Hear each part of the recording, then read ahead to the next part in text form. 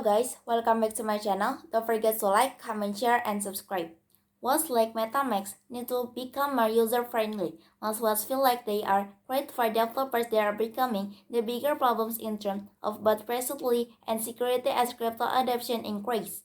After entering love amendments, it is ideal time to think about how we can also improve smart contracts. As suddenly APPs, the run of blockchain, smart contracts are a vital component of our Web3 application. But interesting with them remains quite dangerous, especially for non-developers. Many of the indicates where user roles their crypto assets are used by buggy or malicious smart contracts. As a Web3 app developer, this is a challenge I think about often, especially as we view as users keep unwavering into various blockchain applications.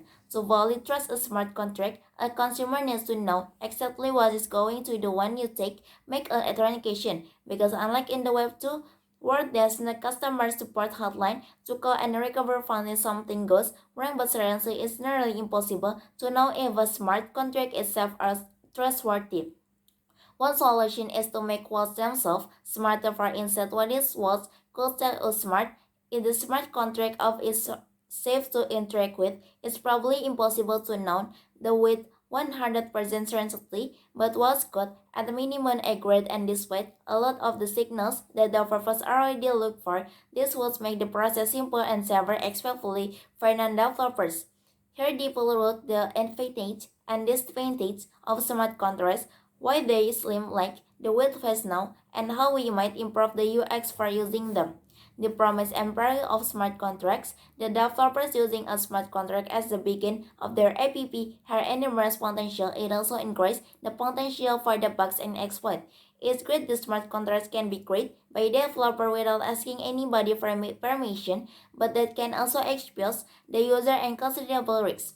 We now have APPs transcasting hundreds of millions of dollars within safety gun threats. As it stands, we simply have to go that APPs are bug free and to do what they are promised. Many non-developers aren't even worried the safety issue involved and don't take the appropriate precaution. What the interesting with the blockchain beside APPs. The average user might sign a transaction thinking it's going to do one thing, only discover the smart contract does something else. In reality, it's why malicious smart contracts are the primary attack vector for bad actors. Why are smart contracts the wild place? When a Web3 app makes a smart contract call you, don't you know exactly what the transaction will do to you until actually to do it? Will to my non-fungible token NFT or will send your money and tokens to a hacker? The answer probably is true of any online application. Of course, not just Web3 apps. Finding the what codes will do you is very hard, but it's bigger issue in the Web3 world. Science, most of those APPs inherently high stakes. They are both for handing your money, and there's still little protection for consumers. The app stores like itself due to Apple's review process that doesn't exist in Web3. Even iOS app starts stealing user money, Apple will take it down right away to make that losses and revoke the accounts of its creator. Latin America is ready for crypto just integrate its their payment system. Molecular smart contracts, on the other hand, can be taken down by anybody. There's also no way to recover stolen assets. If a molecular contract runs your route, you can simply dispute the transaction with your credit card company. If the developer is anonymous, as is generally the case with the malicious contracts, there often isn't even an option to take legal action. From a developer perspective, is it a much better if the code for a smart contract is open source? Popular smart contracts do typically publish their source codes, a huge improvement over Web 2 apps, but even then, it is easy to miss what's really going on. It will also be difficult to predict how the codes will run in the all scenarios. Considering the long scary Twitter thread by the experienced developer who almost fell to for a complex pricing scheme, even after reading the contract info, only upwards a second causer implication didn't notice the exploit.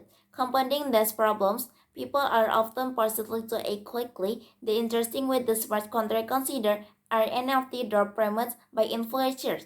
Consumers By the worried about the collection quickly selling out, so they often try to make a transaction as fast as they can, ignoring any red flags they might encounter along the way. In short, the very some filters they make smart contract powerful for developers, such as permissions, publishing, and probably money, make them quite dangerous for consumers. I don't think the system is fundamentally flawed, but there is a ton of opportunity for Web2 developers like me to profit of better guidance for consumers using wallets and smart contracts today. Maybe that's all from me. Don't forget to like, comment, share, and subscribe.